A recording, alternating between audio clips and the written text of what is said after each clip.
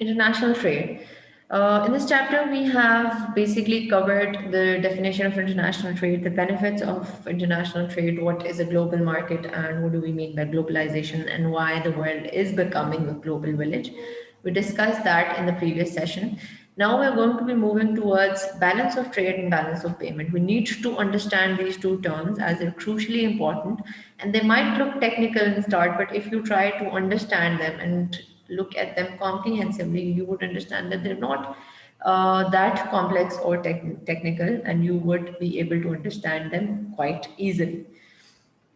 Now, in this chapter, we're going to be looking at the difference between balance of trade and balance of payment. We're going to calculate and then interpret statistics related to international trade, including balance of trade and balance of payment.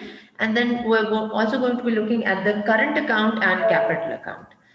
Now, when we move further with it, we would see what is balance of trade and balance of payment. So, first of all, when you talk about balance of trade, it is the trade in goods, right? So, the goods, now what is trade? Trade, because we are looking at international trade, so it is the trade of imports and exports.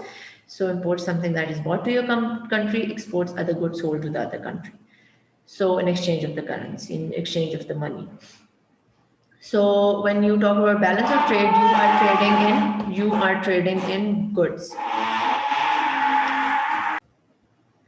Trading in physical goods or tangible goods is basically that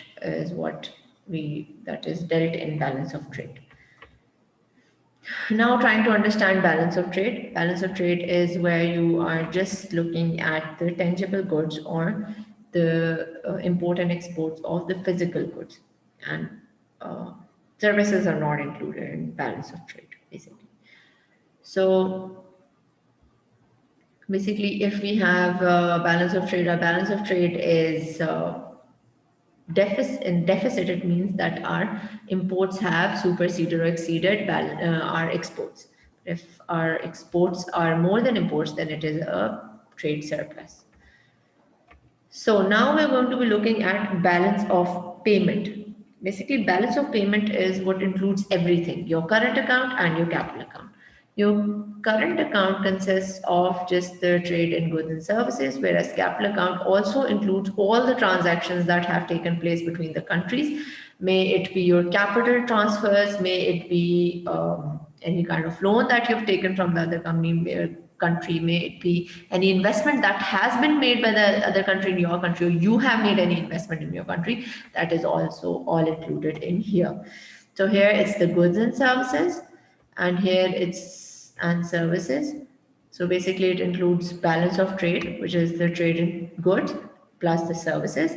And now it talks about and also includes the capital account. Capital account is basically, so if you try to calculate balance of payment equals to um, balance of payment equals to current account, which is your trade in goods and services plus your capital account. So that's your balance of payment. That's your balance of payment. So if we move further, so we would try to, so now you have to write down or see or analyze what is the difference between balance of trade and balance of payment. Now, the key difference between balance of trade and balance of payment lies in the fact that balance of trade records a country's imports and exports of goods over the world, while the balance of payment records all the transactions of the country's economy with the other country. The balance of trade is a part of the balance of payment. Balance of trade simply deals with exports and imports of goods. Balance of trade doesn't include any services. Right? That's the very important difference. And you also need to understand that balance of trade is a part of balance of payment because it's just the goods. So goods are also part of balance of payment, but balance of payment is a holistic view of the entire economy's transaction that have taken place in that particular time period. Balance of payment, on the other hand, is much broader concept. It includes the balance of trade, the balance of services, balance of unilateral transfers, and the balance of payment on capital accounts. So basically, it includes everything that has happened between the countries. Now you look at balance of trade, current account and capital account. Current account includes trade in goods, trade in services, non-factor services, transfer payments, and official transfer payments. It includes capital account, whereas includes external assistance, commercial borrowing, IMF, that's an International Monetary Fund, NR deposits, rupee debt services, other flows, and foreign investments. All is a part of it. The definition of current account and capital account have been given here. So individually you can go through them as well. And then this is how we calculate balance of payment. So basically visible exports minus visible imports. So you get balance of trade, then you deduct visible services from it. That's the invisible imports. So you get to have balance of payment on current account, and then like from by adding this, after this here you get to have, and then you include the net income transfer. For example, this is a negative, so that is how you get your answer. Thank you. If you have any questions or queries, you can ask me. Thank you so much.